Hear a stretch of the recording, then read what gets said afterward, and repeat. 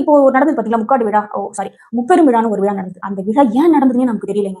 ஒரு இன்ஃப்ளூயன்சர், ஒரு அம்மா பேசுனாங்க, யூடியூபர்.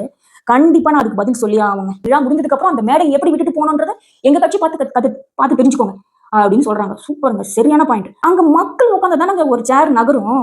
அங்க சேர்ல உட்கார்ந்துருக்கிறதெல்லாம் ஸ்நாக்ஸ் பேக். எப்படிங்க ஒரு பேக் வந்து ஒரு சேரை தள்ளி விடும்? புரிஞ்சுக்கோங்க, டிஃபரன்ஸ் தெரியுதா? கூட்டம், மக்கள் நிக்கிறதுக்கு இடம் இல்ல. கண்டிப்பா அந்த இடத்துல சேர்லாம் உடையதான் செய்யும். சேர்ல ஆளே உட்காரல, போட்டது போட்ட மாதிரி தான் இருக்கும், மியூசியம் மாதிரி தான் இருக்கும், மாநாடு மாதிரி இருக்காது அது. ஆனா இன்னொரு விஷயம் ஒண்ணு சொன்னீங்க பாத்தீங்களா, சூப்பர் விஷயம். இது எப்படி நடந்துக்கணும், ஒரு மாநாடுனா எப்படி நடத்தணும்ன்றது எங்களை பார்த்து தெரிஞ்சுக்குங்க. இது உங்க தலைவனுக்கும் தெரியாது, தற்குறி உங்களுக்கும் தெரியாதுடா அப்படின்னு சொன்னீங்கல்ல. இதுக்கோசரம் தான் நான் அந்த பதில் சொல்லணும்னு நினைக்கிறேன் நான். அது என்னடா?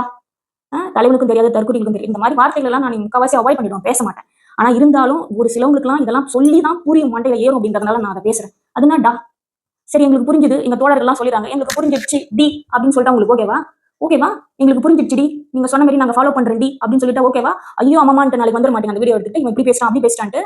அதனால நீங்க பேசுற ஃப்ராடான ஃபேக்கான விஷயத்த நீங்க பேசினாலும் அது அரசியலுக்காக பேசுறீங்கன்றது உலகத்துக்கே தெரியும். ஆனா வார்த்தைகளை உபயோகப்படுத்தும் போது மரியாதையான வார்த்தைகளை நீங்க பயன்படுத்த கத்துக்கங்க. இதுதான் உங்களுக்கு வந்து என்னைக்குமே நல்லது அப்படின்னு சொல்லிட்டு நான் நினைக்கிறேன்.